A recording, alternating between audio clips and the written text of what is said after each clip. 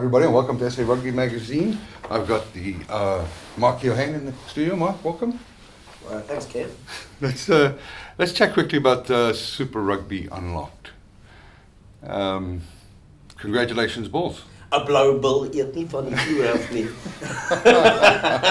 I join in, but I... Well, Jean-Andre tells us that it's got to be a 59-point differential. They've got to lose by 59 points to the Pumas for anyone else to have a chance. And with the Stormers game being cancelled against the Sharks, the only team that realistically had the potential of actually of getting it was going to be the Stormers. So they're gone. Bulls have done it. Jake White has come back to South Africa.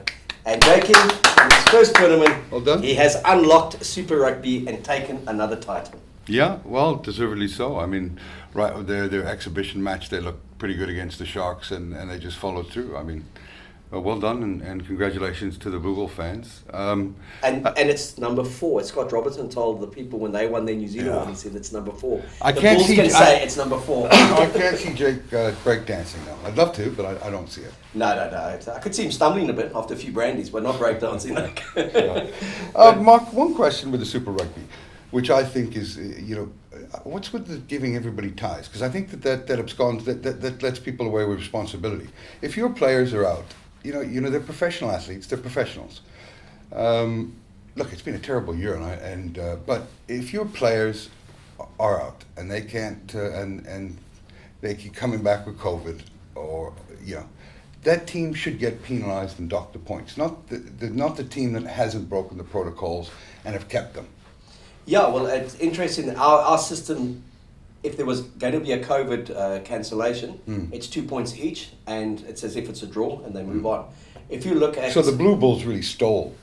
I'm just kidding. Blue Bulls fans, calm down. No. Well, look, when they hammered the Stormers and they hammered the Sharks, they kind of, and then they fought really well to win that game against the Lions. And I think their toughest game was Griquas, surprisingly, that 30-23 win at Loftus. But if you look, we talk about the system here, that it's a cancellation, and hit the Lions. They lost the opportunity to win points in 2 matches.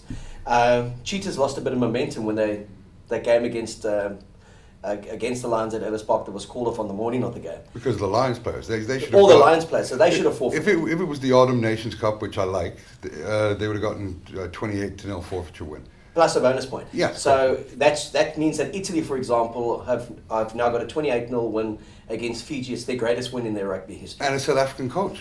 Unbelievable. Greatest win in there. Franco Smith will go down in the record books as a record-breaking win against Fiji, 28-point differential, and they got the bonus point. France took the 28-0 win as well against Fiji. Poor old Fiji, like the Pacific Islanders, they get the arse end of everything, and then they get COVID. But as you said, if they're responsible for breaking that bubble or going up... Yeah, we had a drink last night, and you have two minds, because you're like...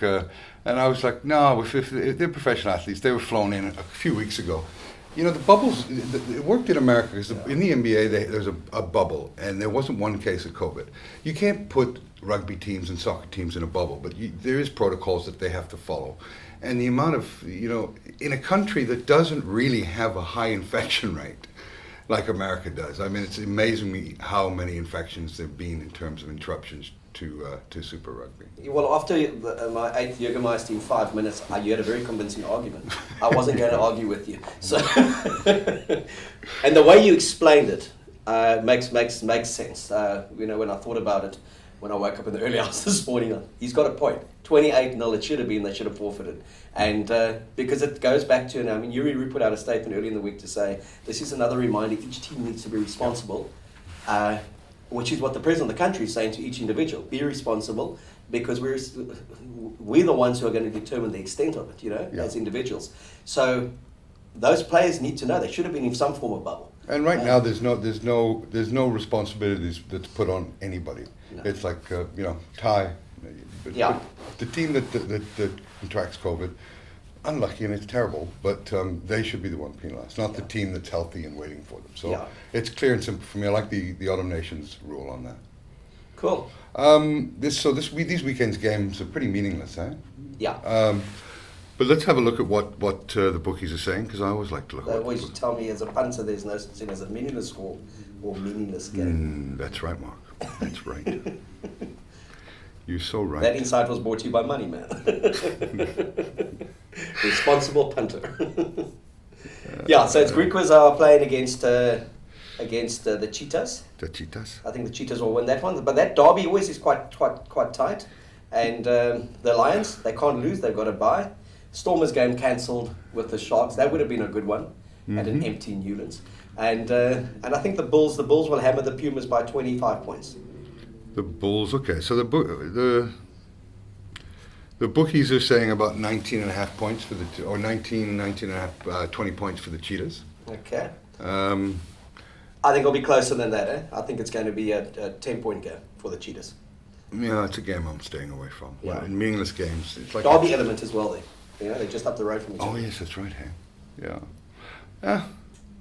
I'll probably watch it because I love rugby, but I'll wait and tip total points or see what the conditions are. The Bulls. See, this was going to be a banana peel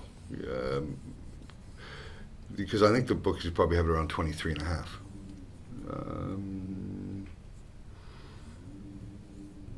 28.5. Yeah. Bulls, Pumas. You said 25. 25, So it puts it in that dangerous range, doesn't it? Without a doubt. And I think it will also be, you talk about your points total, I think it'll be a high scoring game. It will be a celebration of rugby. Lots of tries. Let's hope so. Expansive. Yeah. Points total there. Well, everybody that the Pumas have played this year, they've ended up with cricket scores. Yeah. So that's very much on the cards. Yeah, I like the Bulls to win,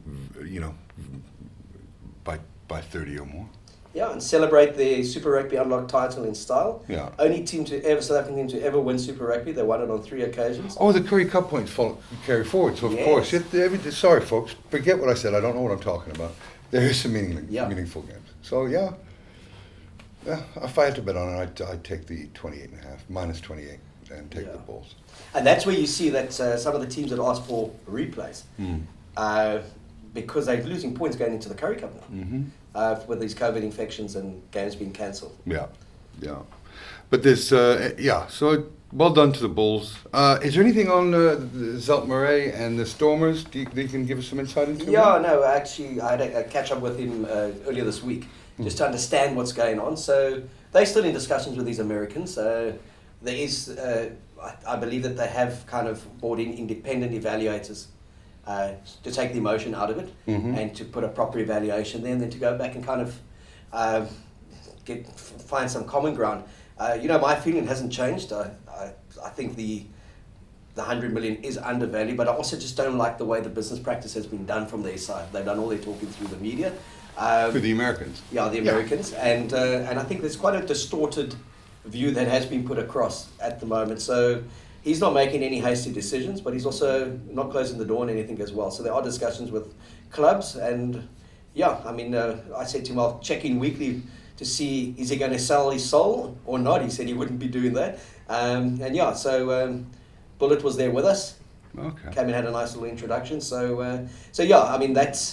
There's been a lot of talk, he said, that players threatening to go, and my response to him that was let them go. Yeah, absolutely. Let them go. Who's going to buy them at the moment in this marketplace? No one. And even if there was a market for it, Mark, they've got to go. If so, the tail can never wag the dog. And we've got the most incredible feeder system in world rugby. You've got Stellenbosch University, you've got UCT, UWC, technology. You've got even Boland. You've got Polris, Poljim, Paul Boys High, Boland Agricultural. You've got Bishops, Sachs, Rondebosch, Weinberg, Stellenberg. You've got a rugby. Stellenberg, where's Stellenberg? Stellenberg out in Durnville. You've got a rugby fraternity.